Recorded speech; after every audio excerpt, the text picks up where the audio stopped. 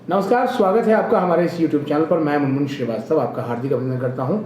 Due के school of open learning में जब से BA प्रोग्राम सेकेंड सेमेस्टर के रिजल्ट आए हुए हैं, बाहर बहुत लंबी लाइन लगी हुई है और हम आपके सवालों के जवाब लेने के लिए पहुंचे हैं यहाँ के प्रिंसिपल प्रोफेसर US पांडे के पास। स्वागत है प्रोफेसर पांडे हमारे चैनल पर। नमस्कार प्रोफेसर पांडे, आज फिर एक लंबी लाइन लगी हुई है सेकेंड सेमेस्टर के रिजल्ट आने के बाद। आप क्या कहेंगे, रिजल्ट में लगातार ये गड़बड़ियाँ हो रही हैं? मुझे लगता है मुनमुन जी, मैं इसको दूसरे तरीके से प्रेजेंट करता हूँ। आपका कहना सही हो सकता है।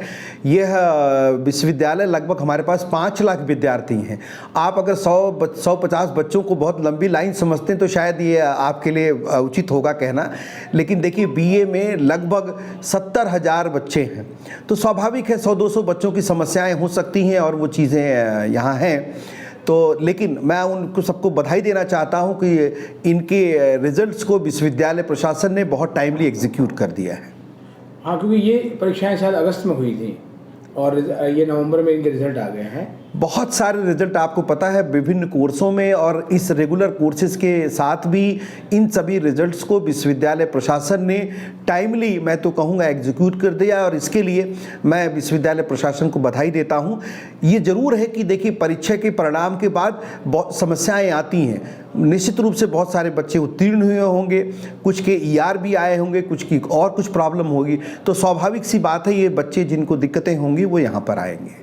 लेकिन सर, यहाँ पर ये रिजल्ट इतनी जल्दी आ गए, सेकंड फेज़ के जो रिजल्ट हैं वो अभी तक नहीं आए और सेकंड फेज़ के जो स्टूडेंट्स हैं वो लगातार परेशान हैं कि उनके रिजल्ट्स अभी तक नहीं आए हैं। मुनमुन जी, मैं आपको यहाँ भी करेक्ट करना चाहूँगा, सेकंड फेज़ के काफ़ी रिजल्ट आ गए हैं, सिर्फ कुछ रिजल्ट बाकी हैं।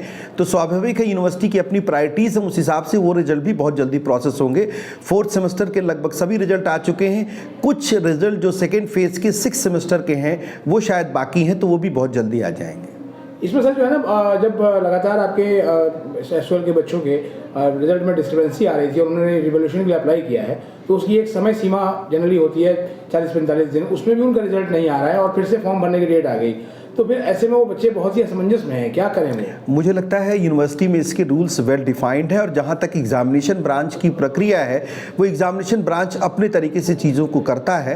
तो वो ये प्रश्न भी मैं कहूँगा कि परीक्षा नियंत्रक कार्यालय से ही सही पता लग पाएगा। अगर बच्चों ने रिवोल्यूशन के लिए अप्लाई किया है तो विश्वविद्यालय प्रशासन बड़ी तत्परता से उस दिशा में भी कार्य करता है। नहीं, बच्चे ने मान लिया सर कि रिवोल्यूशन के लिए अप्लाई किया हुआ है और यहाँ उसने एग्जाम फॉर्म भी भरा है और तब तक उसका रिवोल्यूशन का रिजल्ट आ जाता है और उसमें वो पास हो जाता है, तो फिर यहाँ क्या करेगा? यहाँ कुछ नहीं होगा, वो तो चीज़ जो लेटेस्ट और जो अच्छे मार्क्स होते हैं वो अपडेट हो जाते हैं। एक और भी बच्चों की समस्या है सर, जैसे 25 नवंबर आपने बताया भी था लास्ट डेट है BA प्रोग्राम के लिए फॉर्म भरने की 5th सेमेस्टर की। उसमें बच्चे पेमेंट कर रहे हैं और उनकी पेमेंट जो है वो 3-3 बार करने के बाद भी फेल हो जा रही है। मुनमुन जी, ऐसे शायद 2-4 बच्चे होंगे, इतना बड़ा टेक्नोलॉजिकल सिस्टम है, मैं मानता हूं हो सकता है 1-2 की ऐसे हों।